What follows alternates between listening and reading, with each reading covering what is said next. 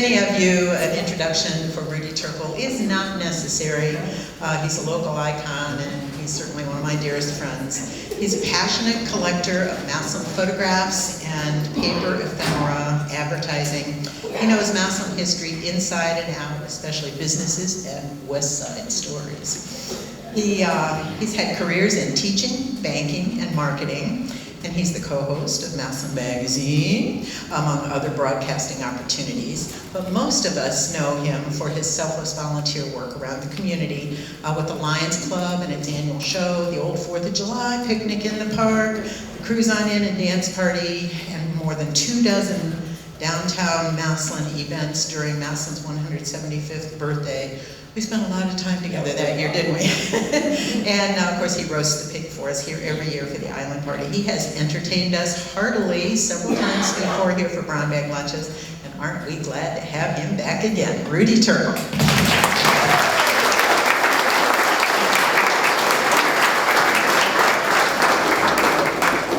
Wow, wow. I'm scared. You know when they introduce Major League Baseball players and they come up to bat and they start playing the background music? This is my theme song. Oops! Wait a minute. As soon as I get through this one, we'll be all right. As I said, if I were coming up the bat, this would be my theme song.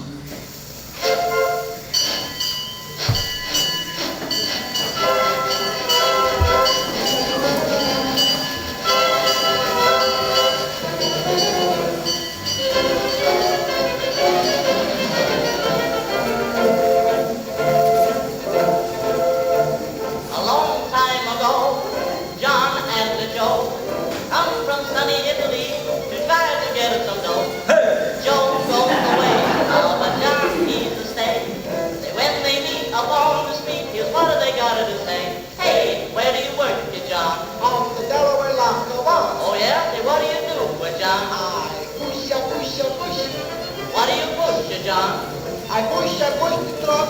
Hey, where do you push it, John? On the Delaware lock. The Delaware lock, hey, Kind of catchy. but he could like the one, hey, There is another verse to that says, "What do you do, Muddy? I push it the key. Where do you push the key? At the telephone company." Is this politically correct? Well, probably not. But at the time, music like this reflected the numerous waves of immigration that came to the United States. The Germans and the Italians came in great numbers in the 1850s and the 1900s on the East Coast, and Asians to the West. But during and after World War I, a new wave of people came from Southern Europe and the Slavic countries. Remember, WW1, World War I started in the Baltics. War, devastation, economic, religious, and political upheaval forced many to leave their homelands and come to America, and some to Massillon, Ohio, as my family did. So this is a story of one family beginning a new life here, and by inference, many of your relatives or ancestors probably shared similar experiences. So let's take this as an opportunity to think about them also as we speak. These are my parents. That's Marko and Marija Turkal, as pronounced in Croatian. Mark and Mary in English. They were from what became of Yugoslavia, a country consisting of 6 provinces: Croatia, Serbia, Slovenia, Macedonia, Montenegro, and Bosnia-Herzegovina. So where are our people from? How many Germans in here? How many Italians? Any Greeks? I saw Gus here. What else we got? What's this guy? Slovak, yes. Any Latinos in here? Any Irish? Yeah, a bunch of Irishmen. Anybody that we missed? Any other ethnics? What do we got? Shout them out. Romanian. Romanians, and names ends in U usually. Shout it out. Sweden. There's no immigrants from Sweden. What? French, yes. John, what's John? Macedonian. We got Macedonians in the house. Whenever you hear me say Yugoslavia or Croatia today, substitute your own ancestral country in there. and you'll see that things are very similar. They came from a town called Massillon, Yugoslavia. Mark, you visited Yugoslavia. Were you here? Did you remember it all? You didn't know if you were there. You missed it. But I saw a town named Turkal. Did you really? Ooh, we have rich relatives over there, yeah. My dad was born in 1895. What? My dad was born in 1895, and I'm old. And he came over in 1913 when he was 18. He bought a third-class steamship ticket in Basel, Switzerland, sailed out of Rotterdam, Holland, on the SS Campanello, which was later renamed the Campania, and then it was later named the SS Flavia, which was sunk 5 years later in 1918 by a German U-boat in World War I. After a stop in Halifax, he arrived in New York under the name Marco Turkal. When asked if he ever used another name, he said yes, Mark Turkey. When asked why, he said, because it is easier to spell. Other large coastal cities served as ports of entry also: Baltimore, Philadelphia, Boston, New Orleans, Galveston, Texas, San Francisco. It was not uncommon for people to change their names when they came into immigration. For example, you'll hear the name Ross mentioned quite a bit here today. Old man Ross, Grandpa Ross, his name is Frank Ross. Well, when he came over, his name was Franjo Radochai. So they said, in this country, your name is Frank Ross. There you go. So many names got shortened that way. His initial destination was to Pittsburgh and then on to Massillon, where cousins awaited. I'm not sure where Mom came from or when she came, but they were married in Massillon in 1921. Their goals were to become American citizens, and the process began by declaring their intentions. Actually, before that, they had to fill out another form like this. That was their preliminary form for their intention to fill out a declaration of intention. But as you look at this, it said a lot of information on there. It's got their name, mill worker, says he's a white guy, he says he's 5'4", he's from Svitovic, Yugoslavia. It says he was told how he got here, but down here it says,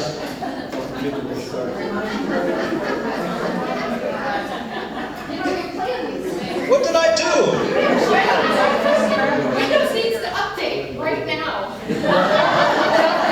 I'm not Windows. As she's correcting our glitches, one of the things that says, geez, that was the highlight of my program, it just shot it. It says, it is my bona fide intention to renounce forever all allegiance and fidelity to any foreign prince, potentate, state, sovereignty, and particularly to Kingdom of the Croats and Slovenes, which is what it was before it became Yugoslavia. It also goes on to say, I am not an anarchist, I am not a polygamist, nor a believer in the practice of polygamy, and it is my intention in good faith to become a citizen of the United States of America and to permanently reside therein, so help me God. Comprende español? Comprende? Yeah. Rozumiesz ty chorwacki? Anybody? Yeah. Говорите по-русски? Sprechen Sie Deutsch? Ja, da. Ty kannst sprechen. Hey. Parlez-vous français? Well, French always sound like they got a cold. You're now in a new country. How do you communicate? Where do you live? Well, we were fortunate enough to have relatives that preceded us here from whom we could rent until we could get established. We initially lived on 13th Street Southeast. Then we moved to Columbia Heights, across the river. For those of you that don't know, Columbia Heights was the area due south of the Boys and Girls Club here in town. Not everyone wanted us as neighbors.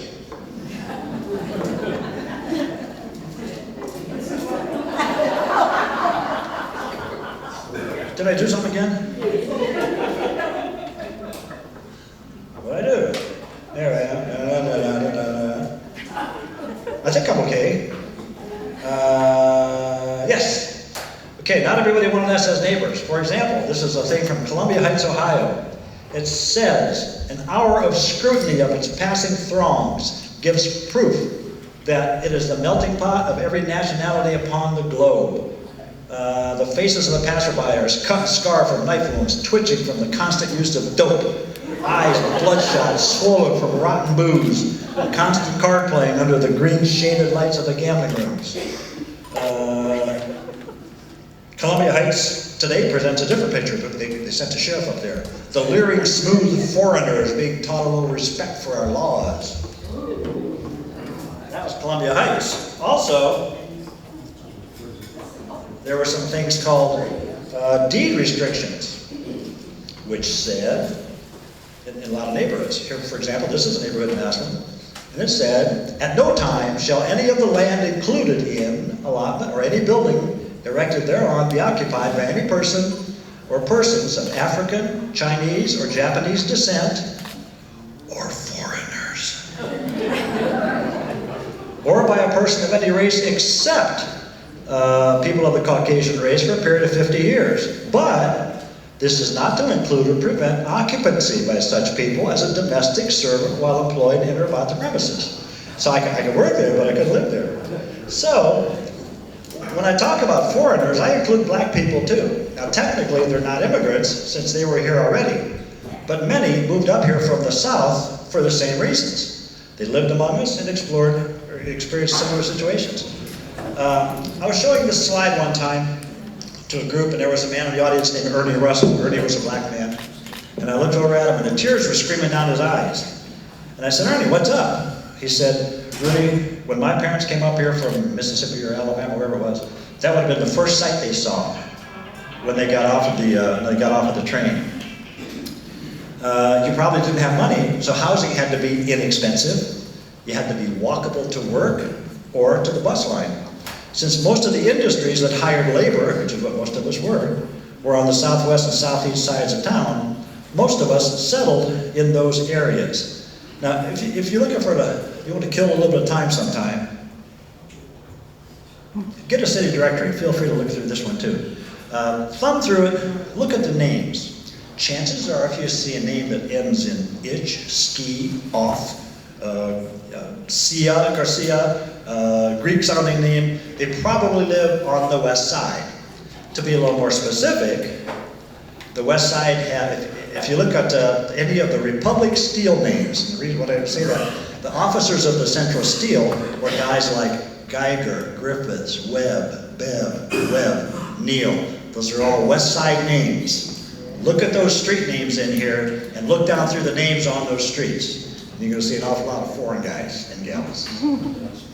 I lost my clicker. Oh, here we go. Our house was on Harrison Avenue, later 4th Street Southwest, when the street names were changed. Now this is a view in the 1970s. Our house was the one in the middle. The one on this side was Ranelovich's, Kobe's, a Slovak family in here. Is there anybody in the room that lived in the orange brick house? Bobby Garcia, where are you, man? No? He's hiding. But that house, over time, there were Garcia families up and down in that one, and that's 4th Street Southwest. Now, we had boarders living with us, as did the other homes and commercial buildings in the area, and most of us were steel workers, all worked at the mill. We learned English the best we could, often in groups in our basement, with those who came earlier teaching what they learned. Immigrant kids in the schools learning English often served as translators for their parents. Now, one of the things on the table over here, there's a little book. It's a translation from Croatian to English. And my sister Katie's name is in it. Put your hand up, Katie. Put your hand up. Her name is in there too. She was the oldest of the family of the kids. And she was the primary interpreter, I think, between the kids and us. This was 4th Street in the 1940s. Now, anybody know any of these guys? George Mitchell on the right. His son is the city electrician right now, Chico. How about the guy on the left? Carl Christoph, who was an attorney in town, later worked at the Attorney General's office. Now that's 4th Street. That's the street we grew up on. Up there, those buildings up there were all apartment buildings, rooming houses, that kind of stuff. Another picture here. That's Arthur P. And I'm not sure if it's Perini or Pirelli. One of them foreign names. But he's standing in front of a sanitary restaurant, which probably wasn't. And then you see Ross Billiards right there in the background too. So we had everything. We had restaurants and pool rooms and barbershops and all that good stuff. This is Cleveland Avenue, also called the Lower Heights. And I guess because Cleveland Avenue physically is lower in elevation than 4th Street is. So 4th Street was the upper heights, Cleveland Avenue was the lower heights. Now again, look at this picture. Again, steel workers lived in these buildings up here. And look at the smokestacks back there. They could walk to work. Didn't need a bus from here. You just walk down here. There were businesses on this street that catered to the steel workers and such. Right over here, all the stuff is related to what we're talking about today, by the way. There's a calendar down here from Louis Klein's. Louis Klein's was in the building on the far right edge, which Louis was a clothing store, sold clothes to the steel workers and lived in the area and so forth. A few years ago, a similar view looked like that. Not much up there now.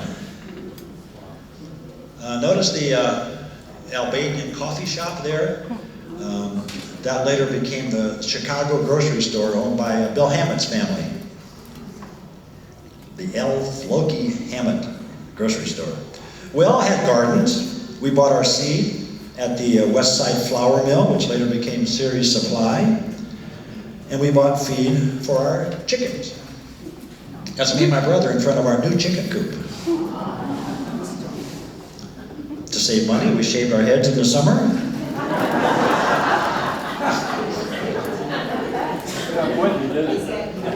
Yes. Yeah, I know. Still like to save my head. Still shave my head. Yes, I'm gonna get tattoos on it next. So we shaved our heads, even though Mark Ross's barbershop was right down the street. We could have gone down and sat up on a bench and got your hair cut. Kids came along. That's 2 Croatians, a Slovak, a Romanian, and a Macedonian. My brother Joe on the far left, my sister Anna on the far right, looks like a little pixie. We went to St. Joseph's Church. We got our First Communion, sitting there with Joey Ross. We hung out at the Old Boys Club, down in the Bottoms. Played at Lincoln Park, played ball at Lincoln Park, played ball at the golf links. Some of our old ball players are in the house today. Some of us went to Emerson School, which is a vacant lot now. Some of us went to Lorne Andrews School. Now that's the old Lorne Andrews School in front. That's the old Tremont Street School that was torn down as they built the new one behind it, which you can see there, which would explain why there was always such a big front yard at Lorne Andrews School. Of course, that's now an empty lot too. And some of us went to Jones. They kept changing the borders. Those of us that lived on the west side, on the Heights specifically. Some of us went to, my brother Frank and I went to Jones, which means we had to walk across the Oberlin Road Viaduct every day. The rest of our family went to Lorne Andrews, so they kept flip-flopping the borders. And most of us went to Washington High School. As kids, we carried papers for the Independent, the old Independent. We put our money into the hobby accounts at First Savings Loan.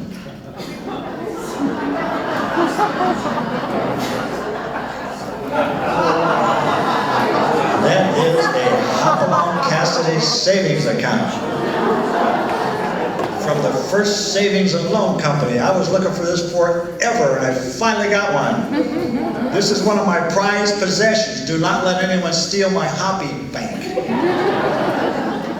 I've seen these people before. I grew up with these people. Now I made myself lose my own place. That is the Hopalong Cassidy savings account. The far right would be Ed Rice, and the far left is Catherine Kittinger.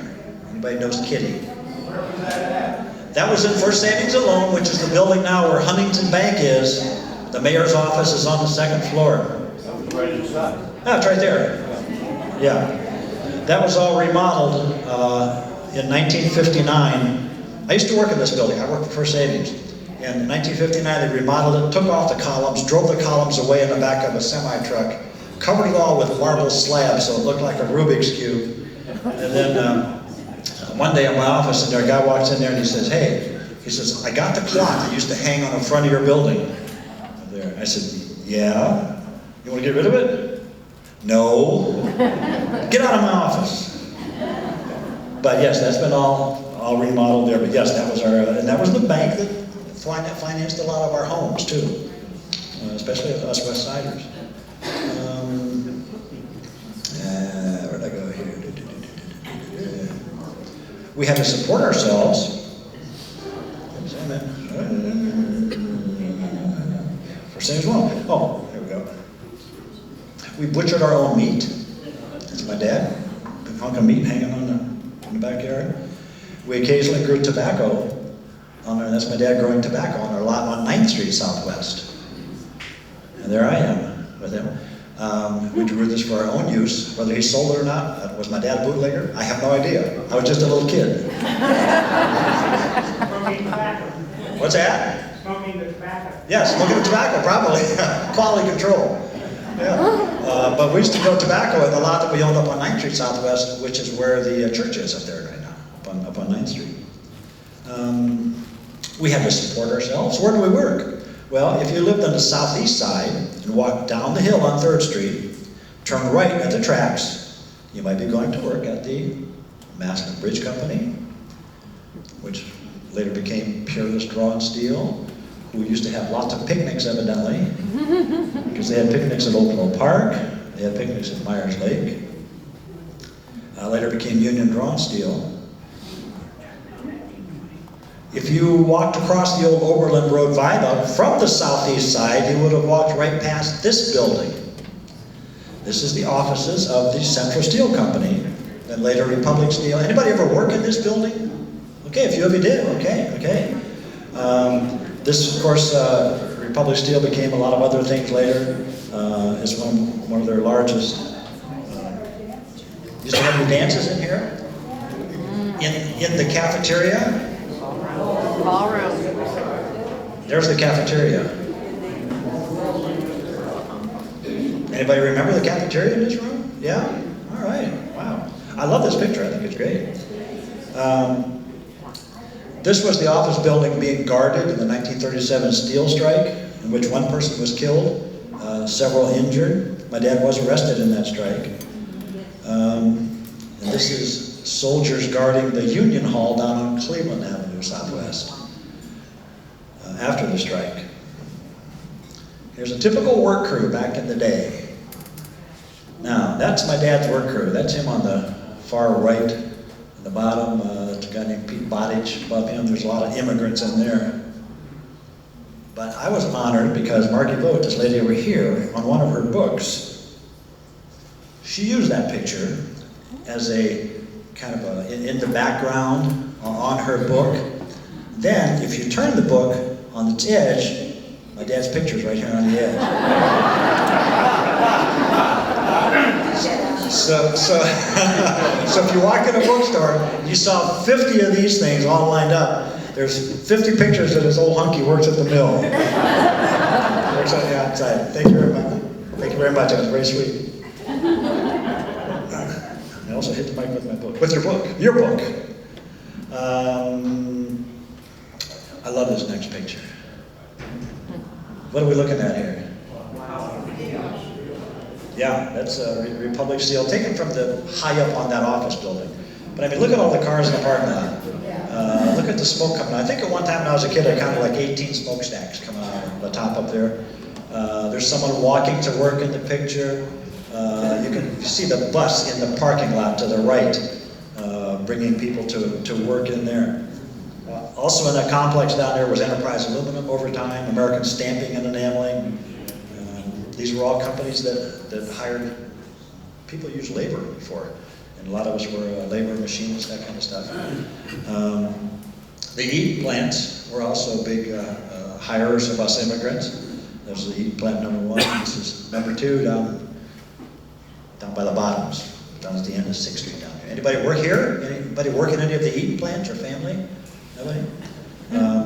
Barely. What's that? Tyson Berry. Ice and Berry, what's ice? Tyson. Oh, Tyson Berry, yes, Tyson roller bearing. I didn't get there yet. Some worked at Tyson roller bearing. Yes, and Massillon steel castings, and many others. So yes, that's where we work. That's where lives were helped by working in places like this. Now, during World War II, my dad was probably too old for active military. He was an air raid warden. That's him at the top with Tommy Ross. That's him, looked like he's lounging in the corner there of that house. His route was Columbia Heights. Knew the people, knew the route. Now, most immigrant families' sons were also off to war. The Ross family had 7 sons in the war, all at the same time. Another Turkal cousin family had 5 in, all at the same time. Brother George, that's him on the far right, was 101st Airborne, landed at D-Day, survived, went to Bastogne, where he was, growing up, I always saw him, he always had this big scar on his neck, and he didn't really want to talk about it. I said, George, what's a scar on your neck, or a scar on your neck? He was shot at the Battle of the Bulge. A bullet came through a tree, and just right there. And then he was in the last ambulance out of Bastogne before the Germans surrounded it. And then they call those guys the battered bastards of Bastogne, if you've ever heard of that. And this was a diary that he took, that he carried with him during the war. And it's, up there it looks great, you can read it. But when you're holding it, it's a tiny thing, and he had to write so small. But basically, I just patch over there. But he talked about hitting the beach, boarded a rhino and strafed, hit the beach on June 7th, it's a green beach, and then it kind of goes on. I don't know what a rhino is, I'm not sure. Maybe the military guys know. But also in there, he has a list of all the names of all the guys from the West Side that he knew, and how to get hold of them, maybe what units they were in. And it was amazing. Brother Frank, that's him on the top. His wife and kid right here in the middle. That's him in the lower right-hand corner, picture up there. He was kind of drafted right out of high school, and then sent to occupied Japan, where he was a cook in General MacArthur's headquarters, and then stayed in the hotel where the war trials of General Tojo were taking place. And if you get a chance afterwards, come up here and look at this little book here. These are just some of his reminiscences of being in occupied Japan. Anybody know what this is? When you were in the military, if you crossed over the what? International date line. You were now into the domain of the Golden Dragon. And you were endowed with this certificate with your name on it, and the ship, the SS Robin, went there. And the signatures all the way around that thing are all signatures of the guys in his unit, which is kind of a cool thing. Now, if you've ever stumbled across a dollar bill and seen a whole bunch of signatures on it, that was a similar type of thing. The guys in the unit would all sign that. But that piece of money with signatures on it is called a short snorter. If it ever comes up when you're in a bar, you need to know. That's what that is. This was my contribution to the war effort. What? What do I look like? You're crazy. She said I look like I'm crazy. Oh, are you crazy?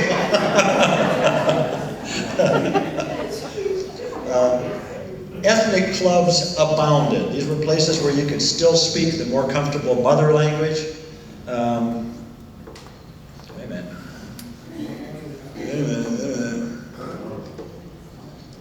War effort. Here we go. Just because you're in a new country learning new things does not mean that you forgot the old languages and the old traditions. Us Croatians and other Slavic people like to cook pigs. Here's us in 1952. That's me helping the pig cooking effort, the little guy in the middle. That was after I helped to win the war. And again, some traditions never die. As Marty said, we will be cooking pigs again on the front lawn of the Anna party here in just a couple of weeks. We cooked lamb at Easter time. Now, many businesses were foreign owned in Massillon and other places too. McKinley Bacon Company, Steve Coleman, West Park Grocery, Liberty Grocery, those are all Louis Mischief, those were all foreign-born businesses. There were many Greek-owned businesses in town, such as Demas Grocery, many more, and the Sugar Bowl with Peter George at the time. Now, if you get a chance, you might want to get this book right here. It's by a guy named Bill Samonides. He wrote the book called Greeks of Stark County. And this is the picture that you're looking at right now. It's on the cover of his book. And this picture was taken by Tom Purcell's father when he worked at the Independent in the 1930s. So that's a good book. Also, Mr. Albacete used to be the director of the Canton Museum. I think wrote a book called The Italians of Stark County. As far as I know, there is no book that says The Croatians of Stark County.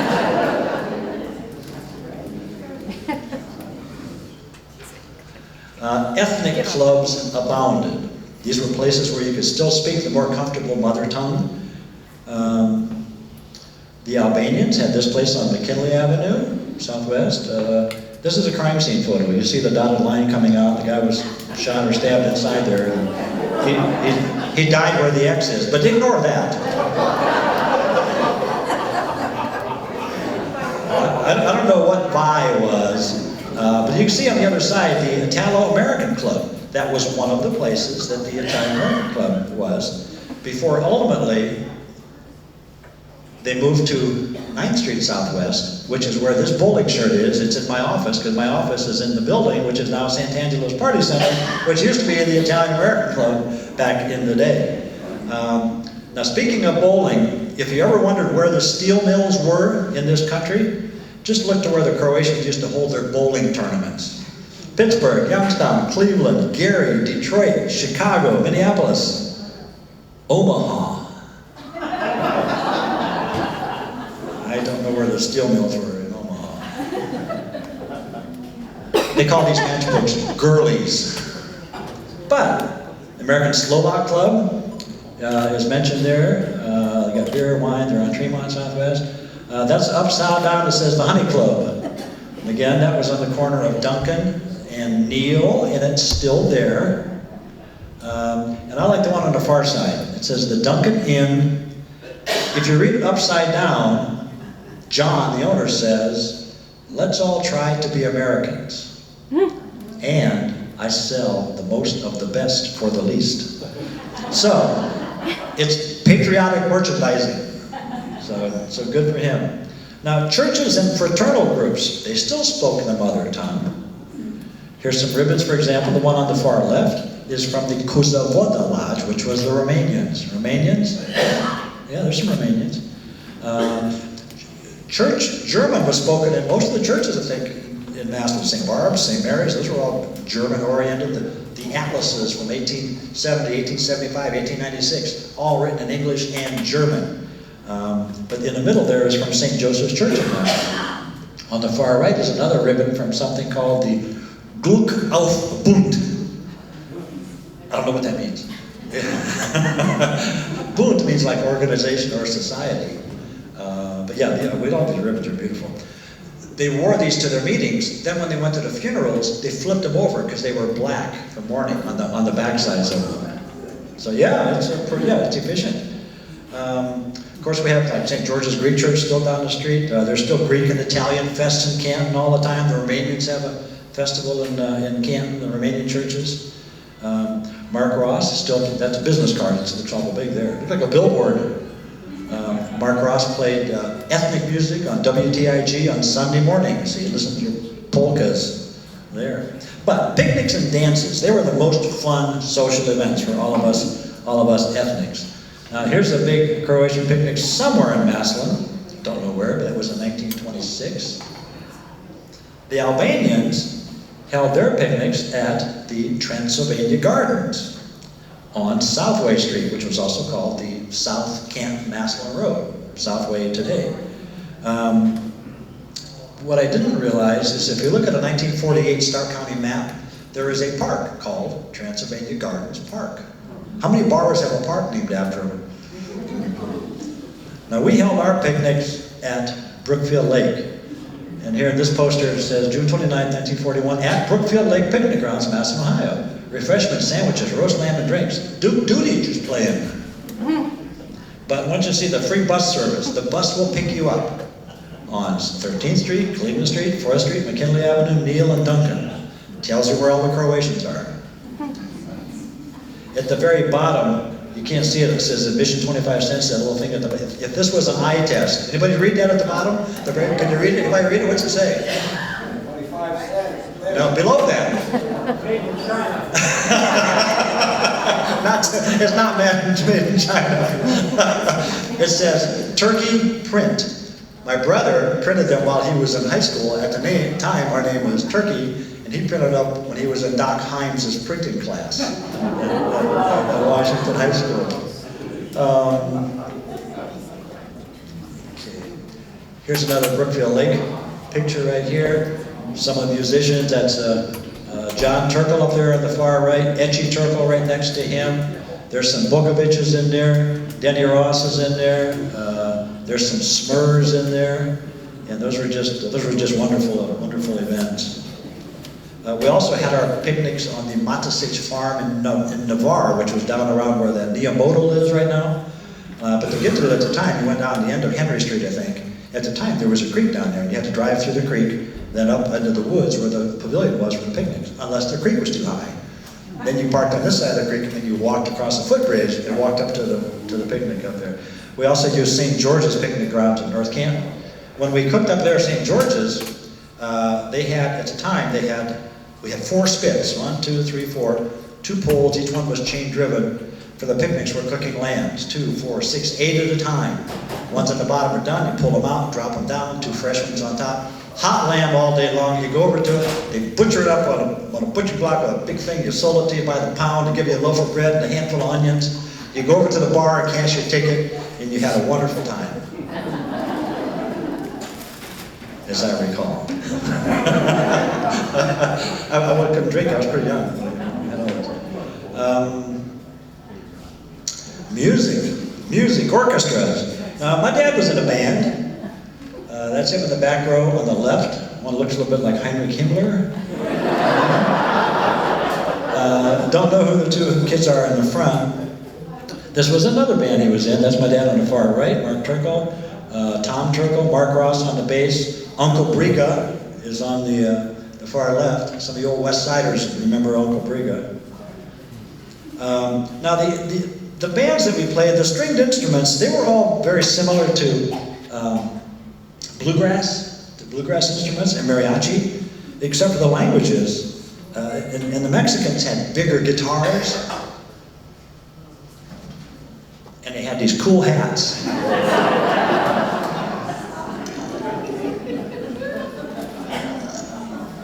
I love these hats.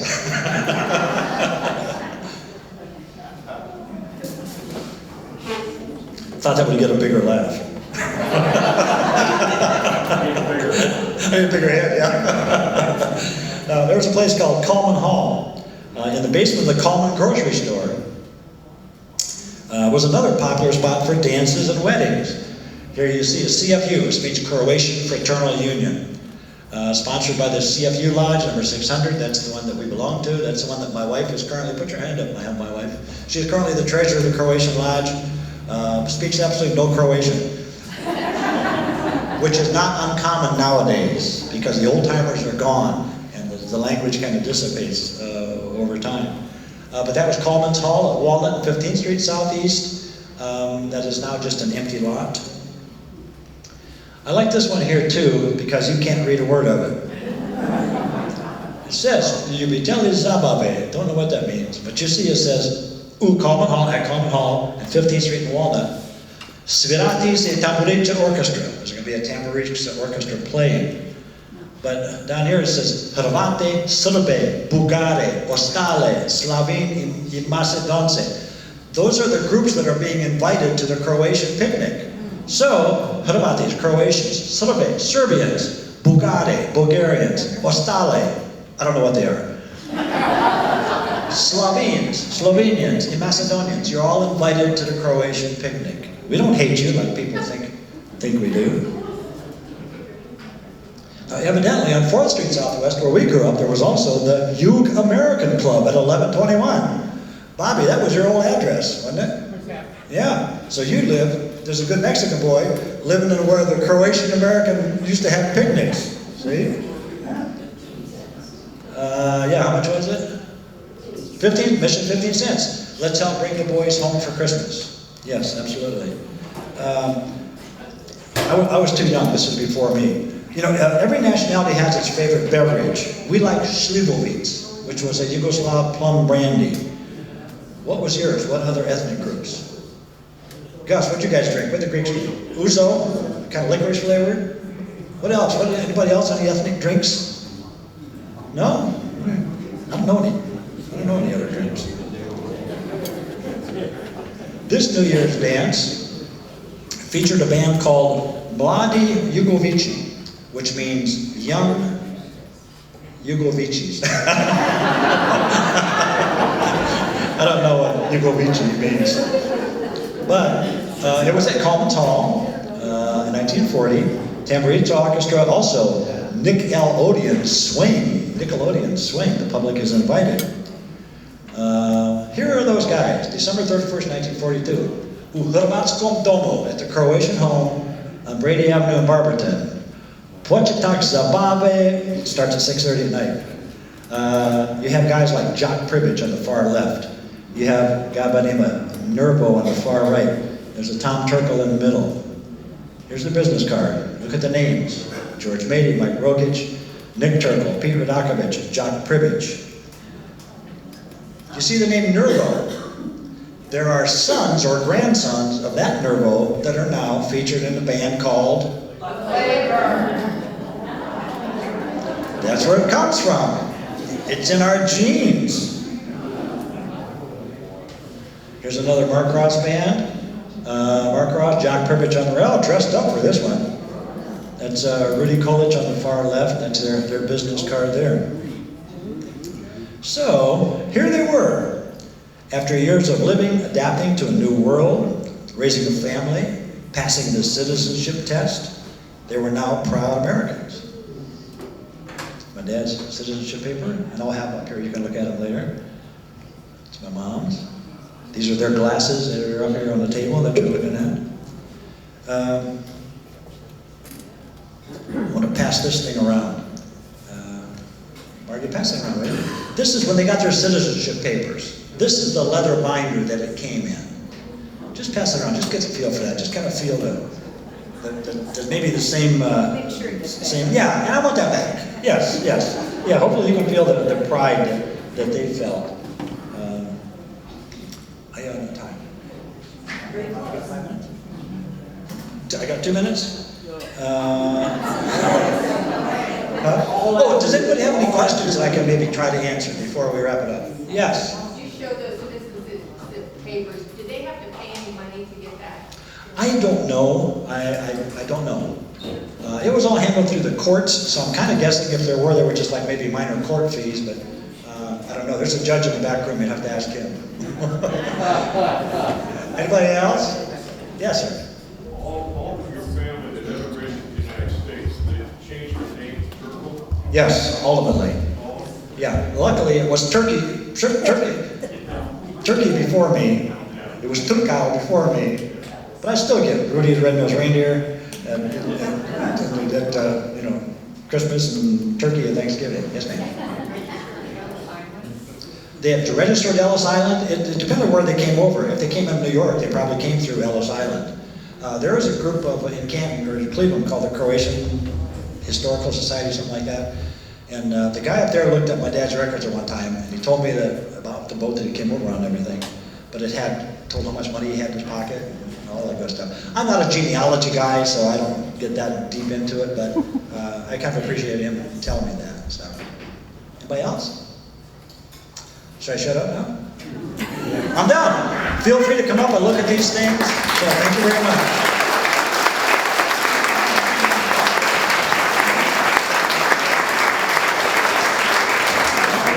Did it again. You taught us a lot and you made us laugh. Please, he loves to show off all of his wonderful, well, these aren't all of his wonderful collections, the teeny corner of his collections. We're the Mexican